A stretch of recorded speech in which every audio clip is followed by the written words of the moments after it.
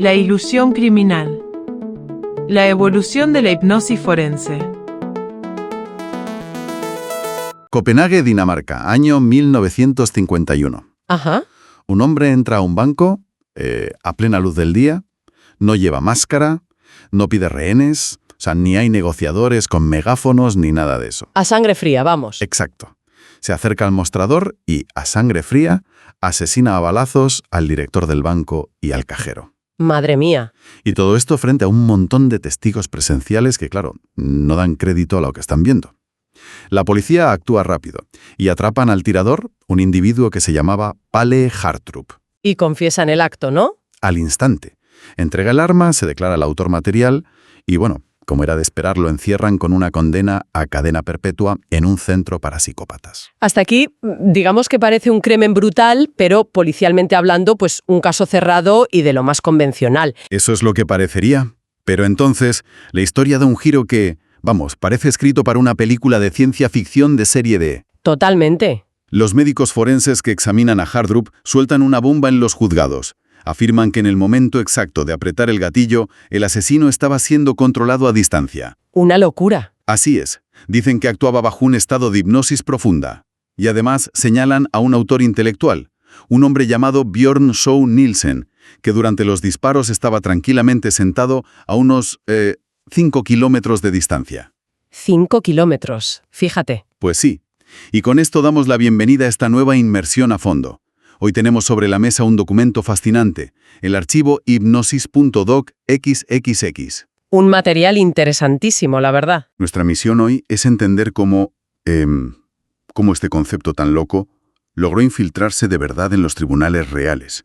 Y también cómo la ciencia y la neurociencia de este año 2026 han tenido que desmantelar el mito pieza por pieza para proteger la verdadera justicia. Es que es un viaje absolutamente asombroso, porque ilustra a la perfección cómo los sistemas humanos intentan, pues, dar sentido a lo incomprensible, ¿sabes? Ya, buscar una explicación fácil. Claro, pasamos de una época en la que se aceptaba tranquilamente que el cerebro humano podía ser hackeado y teledirigido con un par de palabras clave, a nuestra comprensión actual sobre la inmensa y a la vez frágil complejidad de la memoria y la voluntad. Y el caso de Copenhague es la zona cero de todo esto. Exacto, es la colisión frontal entre el derecho penal y la psicología cognitiva. Vale, pues vamos a desgranar esto porque, leyendo los apuntes del caso en el documento, hay algo que desafía la lógica más elemental.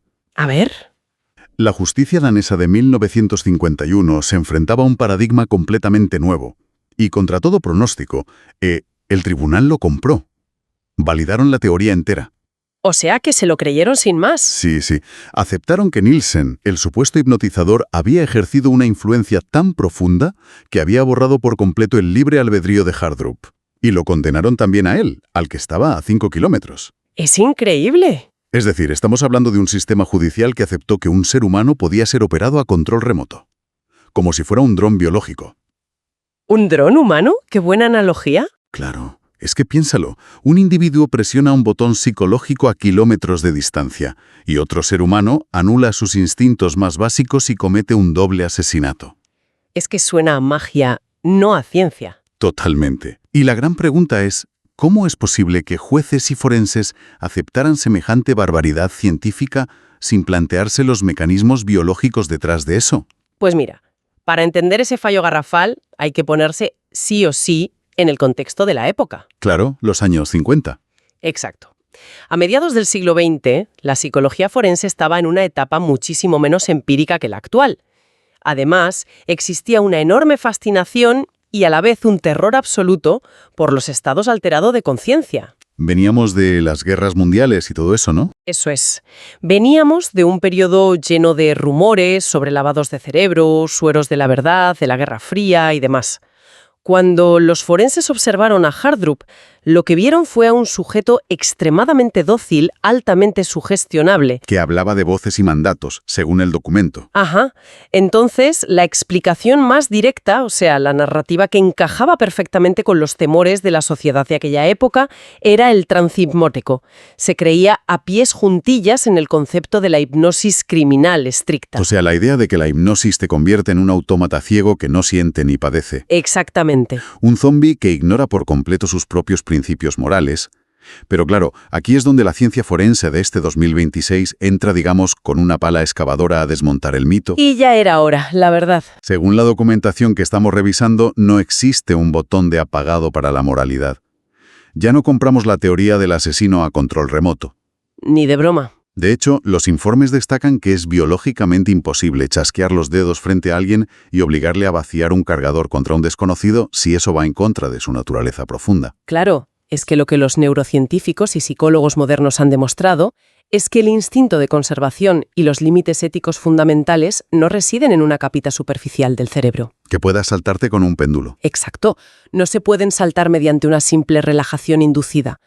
La hipnosis clínica real, porque, existir existe, es un estado de atención focalizada. Y de alta sugestionabilidad, sí. Sí, pero el sujeto no pierde el control ejecutivo hasta el punto de cometer atrocidades que aborrecería en estado de vigilia. Entonces, la ciencia actual es clara en esto. Tajante.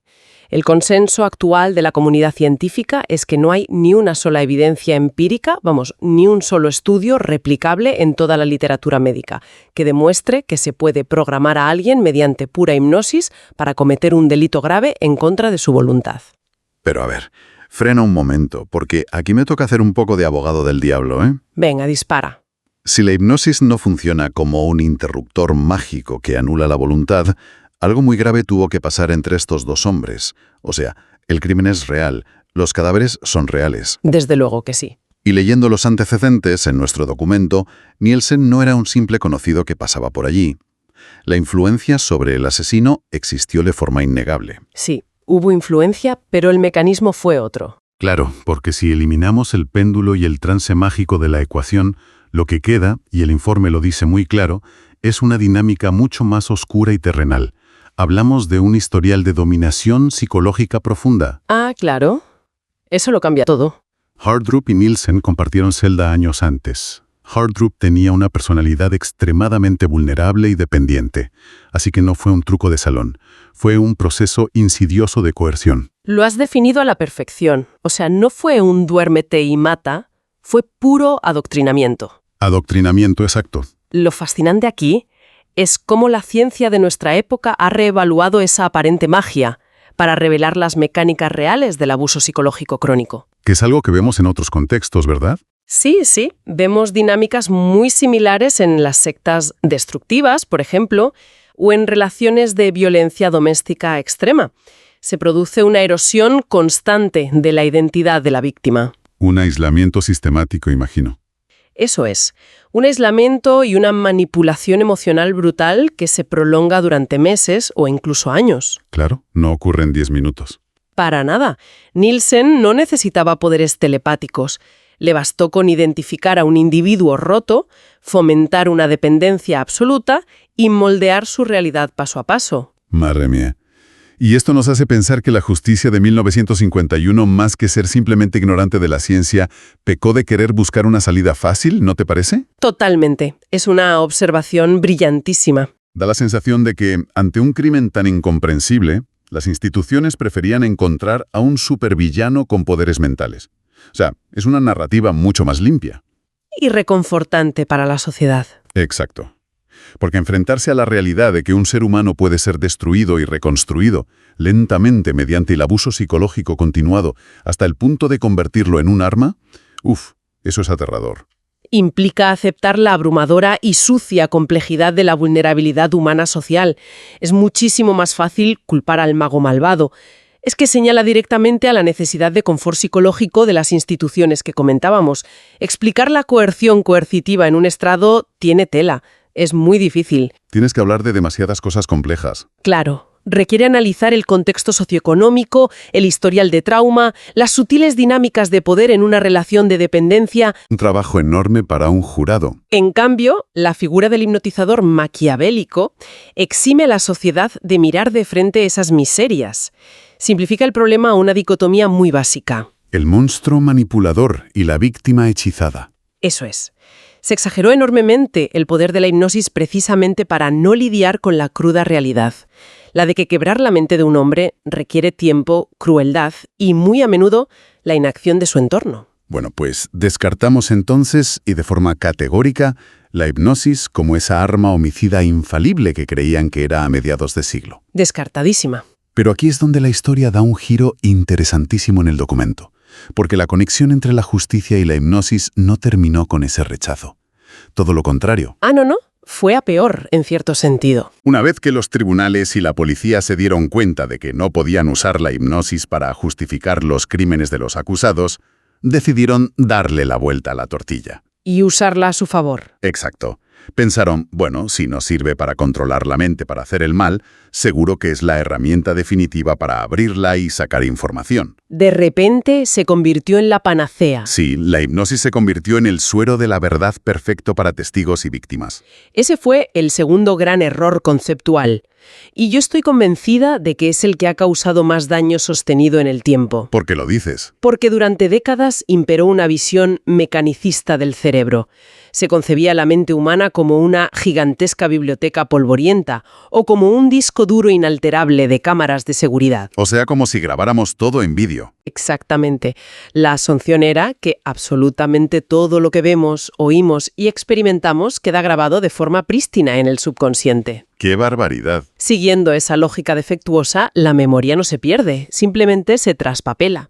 Y la hipnosis sería la linterna mágica que ilumina el rincón oscuro donde está guardado, yo que sé, el número de matrícula del coche a la fuga o el rostro del asaltante. Ya, pero los materiales que estamos revisando demuestran que esa metáfora del disco duro o de la cámara que graba en 4K en nuestro cerebro es completamente falsa. Es un mito absoluto. La memoria no es una grabadora que le da al play. La psicología cognitiva y la neurociencia actual nos dicen que la memoria es un proceso reconstructivo. Fundamental esa palabra, reconstructivo. No se almacenan vídeos, se almacenan pequeños fragmentos dispersos. Y la mecánica de esto es fascinante, ¿eh? El cerebro almacena pues un color por aquí, una emoción por allá, un sonido en otra red neuronal distinta. Y luego lo junta todo. Exacto. Cuando intentamos recordar el evento, el hipocampo y la corteza prefrontal trabajan a destajo para ensamblar esos fragmentos en tiempo real. Construyen una narrativa coherente en ese mismo instante, ¿claro? Así es. Ahora piensa, ¿qué ocurre si introducimos la hipnosis en este proceso tan delicado? Peligro. Como decíamos antes, la hipnosis es un estado de hiperatención y de un aumento drástico de la sugestionabilidad. Las defensas críticas del cerebro se relajan muchísimo. ¿Para qué? ¿Para complacer al terapeuta? Exacto, para complacer las expectativas del terapeuta o del interrogador policial. Y aquí es donde se pone realmente interesante. Porque la hipnosis no arregla una memoria fragmentada, sino que tiene el potencial de corromperla de manera irreversible. Esa es la clave. A ver, tengo una analogía. Imaginemos que la memoria es un documento de texto guardado en un ordenador, pero con una peculiaridad. Tenemos activado un programa predictivo de inteligencia artificial muy agresivo. Vale, me gusta por dónde vas. Si abrimos ese documento en un estado de vigilia normal, pues leemos lo que hay. Vemos los huecos en blanco y asumimos que nos faltan datos. Sabemos lo que no sabemos. Ajá, somos conscientes de los fallos de memoria. Pero si abrimos ese mismo documento bajo hipnosis, el programa predictivo empieza a rellenar frenéticamente los huecos. Se inventa lo que falta. Eso es, utiliza pistas externas, el tono de voz del policía, lo que hemos visto en las noticias esa mañana, nuestras propias expectativas. Y cuando cerramos el documento, el archivo parece perfecto. Todo encaja. La narrativa es fluida y el sistema nos jura, a nivel biológico, que ese es el documento original. Pero la realidad es que el texto ha sido alterado para siempre. Hemos generado lo que la ciencia llama pseudomemorias. Es que esa analogía del programa predictivo es perfecta para ilustrar cómo opera el cerebro bajo presión sugestiva. Porque el cerebro humano detesta el vacío, ¿no? Lo odia. detesta las historias incompletas. Durante una sesión de regresión hipnótica, si un investigador hace una pregunta ligeramente dirigida... Del estilo, ¿notaste si el coche rojo iba muy rápido? Exacto.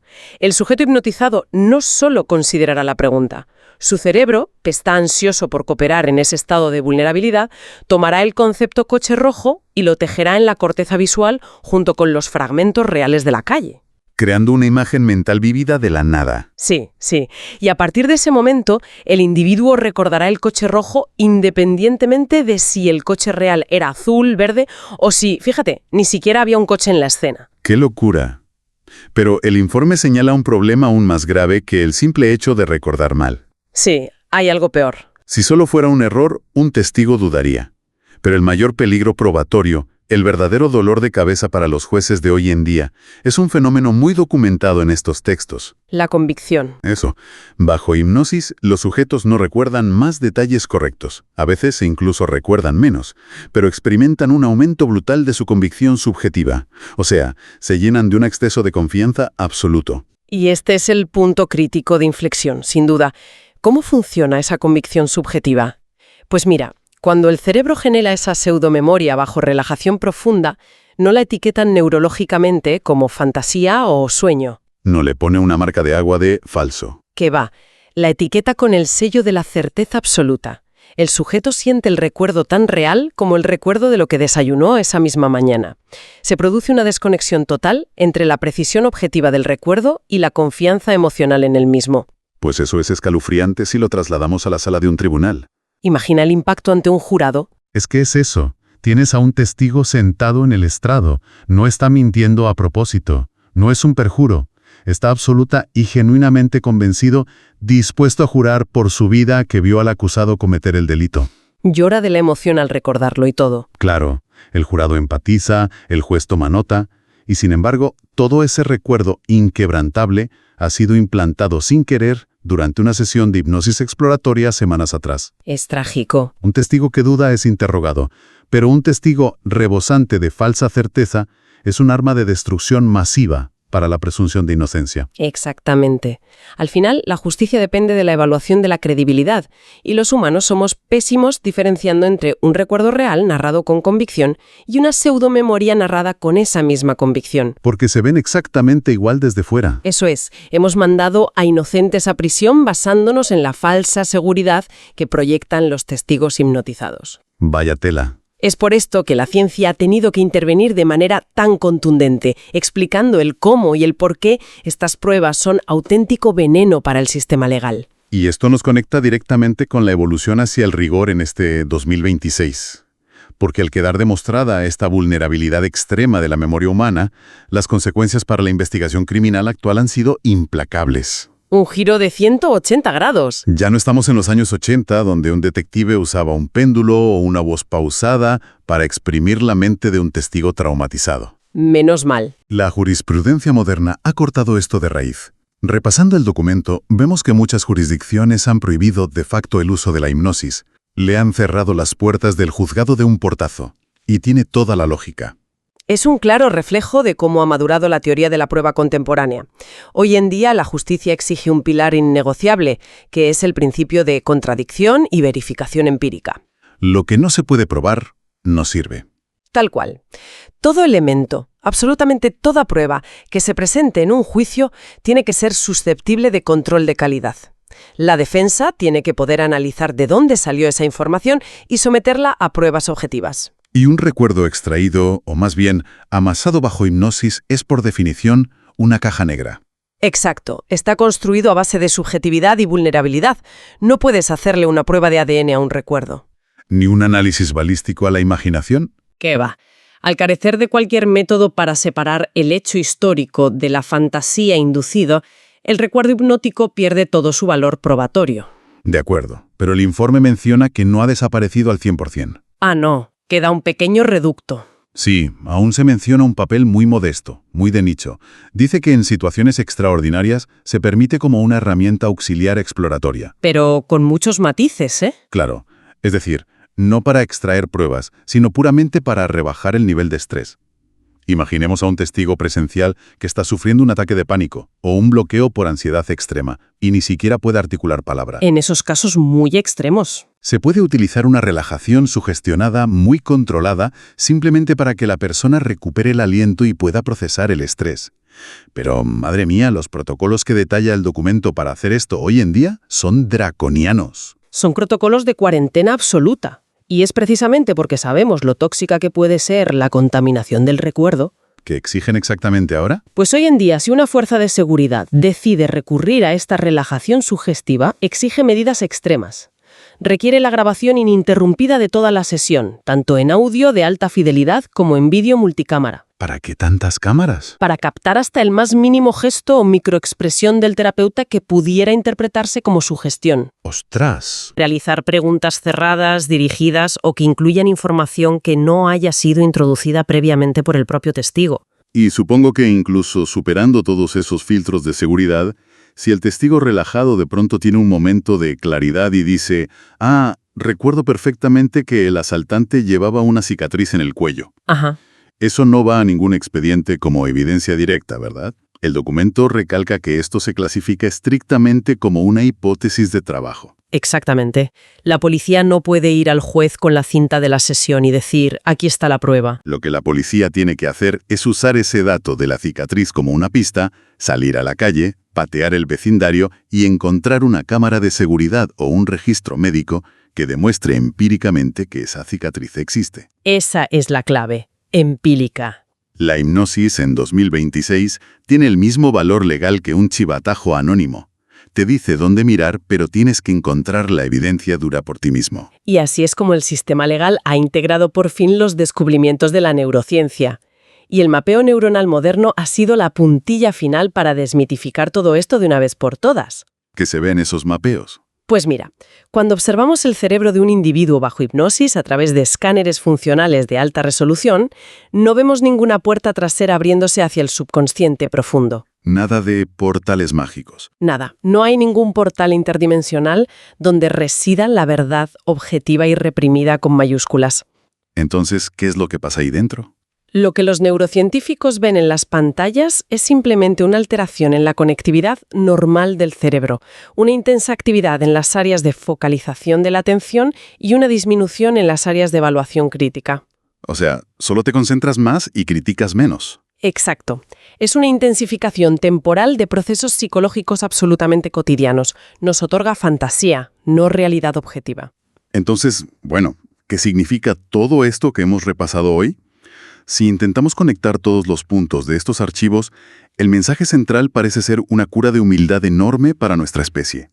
Desde luego que sí. La búsqueda genuina de la justicia y de la verdad exige métodos verificables y tangibles fuera de nosotros mismos. Hemos visto que la mente humana, por maravillosa y eficiente que sea para mantenernos vivos en el día a día, pues es una máquina de adaptación. No de precisión histórica. Exacto. Es demasiado maleable, demasiado susceptible al entorno, a la coerción, a la autoridad y a sus propios miedos como para confiar ciegamente en ella como fuente única de verdad. No podemos fiarnos al 100%. Ya sea para asumir ingenuamente que alguien puede ser teledirigido para matar mediante un conjuro, o para creer como dogma de fe en un recuerdo supuestamente inmaculado rescatado desde un cómodo sofá. Esa es la conclusión vital. Demuestra por qué el escepticismo saludable y el rigor metodológico son los mejores aliados de una sociedad justa, la verdad.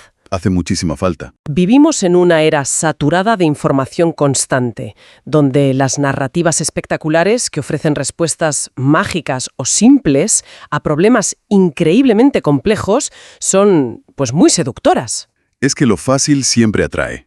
Claro, exigir pruebas empíricas, comprender las fascinantes pero peligrosas limitaciones de nuestra propia biología y negarnos a aceptar atajos pseudocientíficos es la verdadera defensa que tenemos. Totalmente de acuerdo. Tanto para evitar errores garrafales en los tribunales como para no ser manipulados en nuestra vida diaria.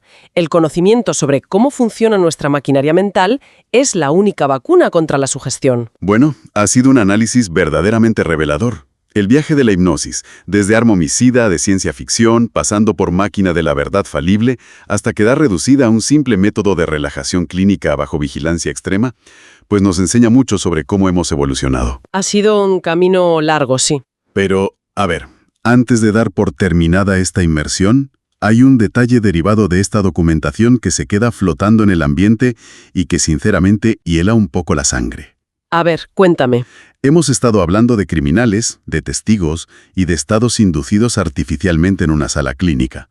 Pero la ciencia nos dice que el cerebro reconstruye recuerdos y rellena huecos de forma natural, constante, cada segundo, incluso cuando estamos completamente despiertos y tomándonos un café. Sí, es un proceso continuo. Entonces, sabiendo lo increíblemente vulnerable que es la mente a la sugestión externa y cómo la memoria se reescribe a sí misma basándose en lo que nos cuentan los demás, ¿qué porcentaje de nuestras propias identidades, de nuestra historia personal y de nuestros recuerdos de infancia más íntimos y preciados no son más que un conjunto de pseudomemorias inofensivas que nuestro entorno y nuestra cultura nos han ayudado a inventar sin darnos cuenta? Es una pregunta inquietante, desde luego. Ahí queda esa reflexión para darle un par de vueltas. Gracias por acompañarnos en este profundo análisis de hoy y hasta la próxima inmersión.